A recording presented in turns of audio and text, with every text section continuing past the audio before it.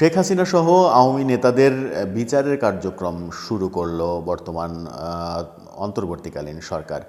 বিচারের উদ্দেশ্যে যে এর আগে আওয়ামী লীগ সরকারের আমলে তৈরি হওয়া যুদ্ধাপরাধ ট্রাইব্যুনাল, সেই ট্রাইব্যুনালকেই সক্রিয় করা হয়েছে। রাত পোহালেই সেখানে আসামিদের হাজির করা হবে। সেরকম বাস্তবতায় কি দাঁড়াচ্ছে, কতটা বিচার হবে, কি বিচার হবে, সেই আলোচনাই করার চেষ্টা করব ছোট্ট করে এই ভিডিওতে। দর্শক থাকবেন পলিটিক্স টিভির নিয়মিত আয়োজনে।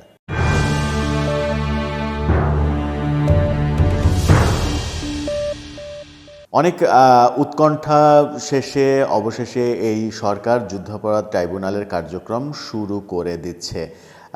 সকালেই তারা যে ৪৬ জনের নামে ওয়ারেন্ট জারি হয়েছিল, সেই ৪৬ জনের মধ্যে ১৪ জন অ্যারেস্ট রয়েছেন।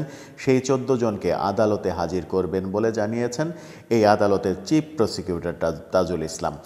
তাজুল ইসলাম সম্পর্কে একটা কথা না বললেই নয়। এই তাজুল ইসলাম এই আদালতের, যুদ্ধাপরাধ আদালতে, যেখানে ৭১-এর মানবতা বিরোধী অপরাধের বিচার হয়েছিল, সেই মানবতা বিরোধী অপরাধের যারা অভিযুক্ত, যারা অপরাধী, যাদের বিচার হয়েছে, তাদের পক্ষে উকিল হিসেবে কাজ করেছিলেন এই তাজুল ইসলাম। এবার তিনি সরকারের প্রসিকিউটর হিসেবে কাজ করছেন। শেখ হাসিনার বিরুদ্ধে তার অবস্থান, সেই সময়ও শেখ হাসিনার বিরুদ্ধে তার অবস্থান ছিল, এখনও শেখ হাসিনার বিরুদ্ধে অবস্থান। তিনি জানিয়েছেন খুবই স্বচ্ছ বিচার করবেন। এর আগে নাকি স্বচ্ছ বিচার হয়নি আন্তর্জাতিক আদালতে শেখ হাসিনার আমলে। এইবারে তিনি খুবই স্বচ্ছ বিচার করবেন।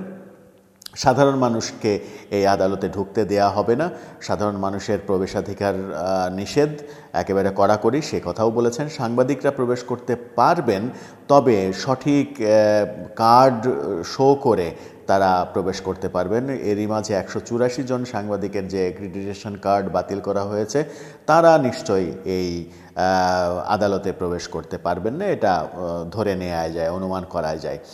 যারা অপরাধী ১৪ জনকে হাজির করা হবে বিভিন্নভাবে, যাদেরকে অ্যারেস্ট করা হয়েছে, যারা রয়েছেন জেলখানায়, তাদের ১৪ জনকে হাজির করা হবে। ৪৬ জনের নামে ওয়ারেন্ট, শেখ হাসিনা সহ ৪৬ জনের নামে ওয়ারেন্ট।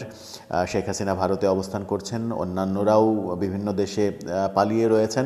যারা গ্রেপ্তার হয়েছেন সেই ১৪ জনকে এদিন উপস্থিত করা হবে এবং তদন্ত প্রতিবেদন দেওয়ার জন্য সময় চাওয়া হবে, এমনটা জানানো হয়েছে। সময় কতদিন লাগবে সেই প্রশ্নের উত্তরে তিনি বলেছেন যে ১ মাসের মধ্যে তো এই তদন্ত করা সম্ভব নয়, যতটুকু সময় লাগে সেই সময় চাওয়া হবে। অর্থাৎ তদন্ত প্রক্রিয়ায় একটা দীর্ঘ সময় যে লাগবে, এটা বলাই যায়। যাদের ১৪ জনকে হাজির করা হবে আসামি, সেই ১৪ জনের পরিবার থেকে একজনকে, সর্বোচ্চ একজনকে দেখা করার সুযোগ দেবে। তার বেশি কিংবা বাইরের কেউ এই আসামিদের সঙ্গে দেখা করতে পারবেন না, এমনটা জানিয়েছেন চিফ প্রসিকিউটর। যখন যুক্তরাজ্য সহ বিভিন্ন দেশের চাপ বাড়ছে এই সরকারের প্রতি, বিশেষ করে গত ১০ই নভেম্বর আওয়ামী লীগকে ধরপাকড় করা এর বিষয়ে অ্যামনেস্টি ইন্টারন্যাশনাল জানতে চেয়েছে, আমেরিকা জানতে চেয়েছে। আমেরিকার যে ফ্ল্যাগ অবমাননা করা হয়েছে টিএসসিতে, সেটা একটা বড় ইস্যু। আমেরিকার নবনির্বাচিত প্রেসিডেন্ট ডোনাল্ড ট্রাম্পের পোস্টার সহ অনেককে জেল হাজতে পাঠানো হয়েছে। এরকম অনেক ইস্যুতে আমেরিকা যখন একটু সুর পাল্টাচ্ছে, যুক্তরাজ্যের পররাষ্ট্র প্রতিমন্ত্রী আজকেই আওয়ামী লীগকে অধিকার দিতে হবে নির্বাচন করার এবং রাজনীতি করার স্পষ্ট জানিয়ে দিয়েছেন।